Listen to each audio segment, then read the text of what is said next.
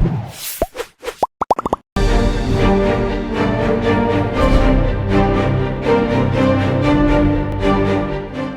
perdana kasus prostitusi online anak di bawah umur yang menjerat Cynthia Raalona telah dilakukan. Cynthia Raalona yang dikenal sebagai artis sebelumnya ditangkap oleh anggota kepolisian karena hotel miliknya diduga dijadikan tempat prostitusi.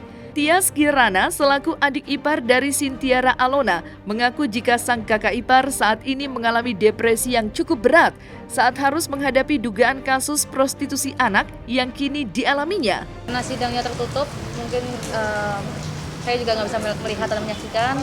Yang jelas saya cuma berharap akan diberikan jalan terbaik dan keputusan terbaik aja dari hakim. Berkomunikasi lewat kabar dari Bapak Polisi yang piket, mungkin bertanya kabar kayak kita mengirimkan makanan, vitamin, buah-buahan, itu sambil kita bertanya kabar di sana. Depresi wajar ya Bang ya. Sekarang siapa sih yang nggak depresi?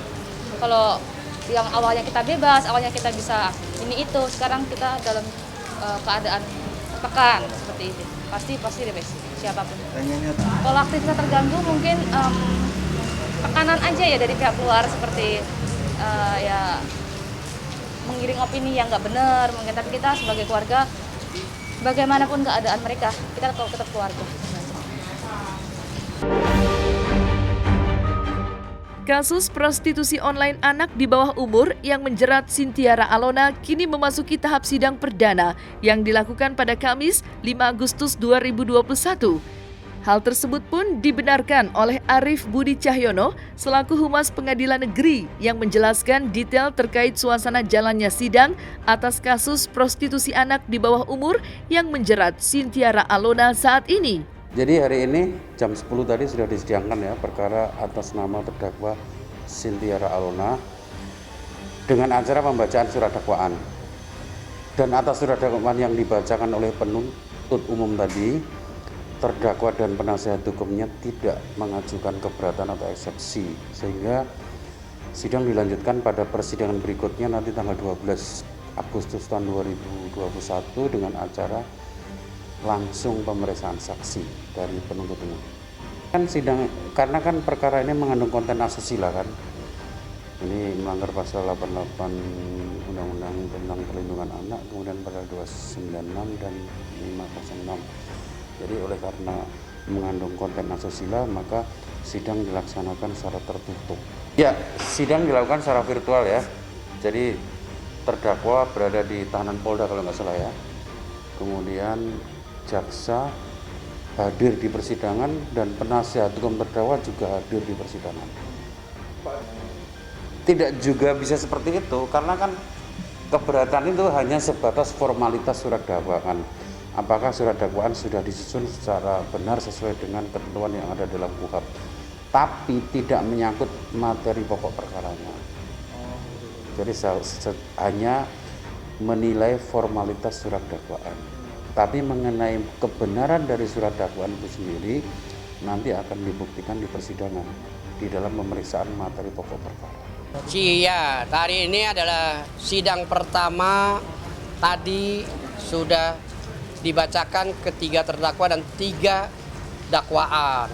Makanya sidang selanjutnya saya sebagai penasihat hukum tidak akan melakukan eksepsi, tetapi menghadirkan saksi minggu depan pada hari Kamis jam 10 pagi sesuai dengan agenda majelis hakim, jaksa dan kami sendiri penasihat hukum.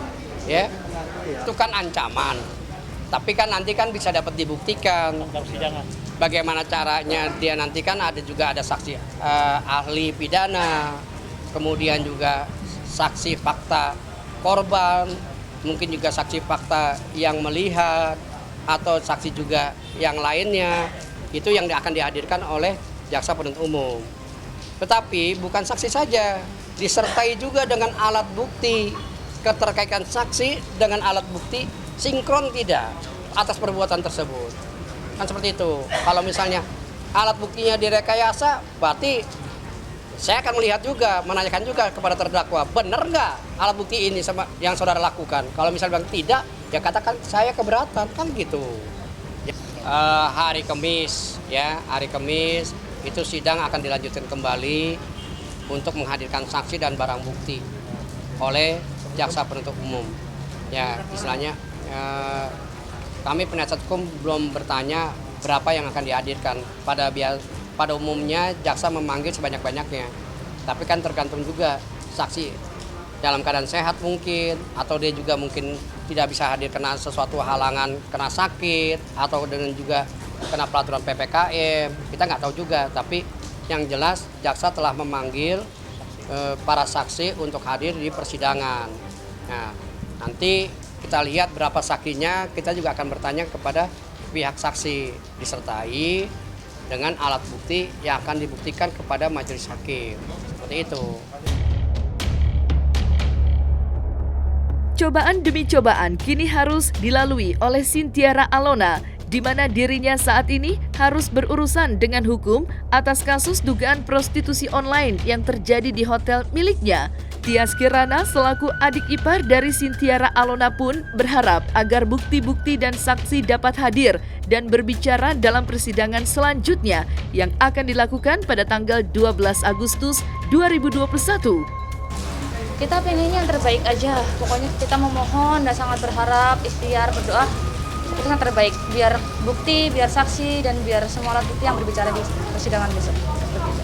Kalau aktivitas terganggu mungkin tekanan aja ya dari pihak luar, seperti ya mengiring opini yang nggak benar mungkin, tapi kita sebagai keluarga bagaimanapun keadaan mereka, kita tetap keluarga. Dalam keadaan ini Sintiara Alona itu juga arti kata korporatif. Saya lihat tadi di layar dia sangat sehat, tidak lagi terganggu dalam pikirannya. Keinginannya dia cepat ingin selesai, dan cepat dia pengen pulih, dan cepat juga dia ingin beraktivitas. Seperti itu. Makanya tadi saya lihat di layar itu suaranya dengan lantang, dengan ditanya oleh majelis hakim, apakah terdakwa Sintiara Alona pada hari ini sehat? Dia jawabnya secara langsung, spontan. Dia bilang, saya majelis sehat dan tidak terganggu dalam kehidupan pemikiran saya. Nah, itu jawabannya.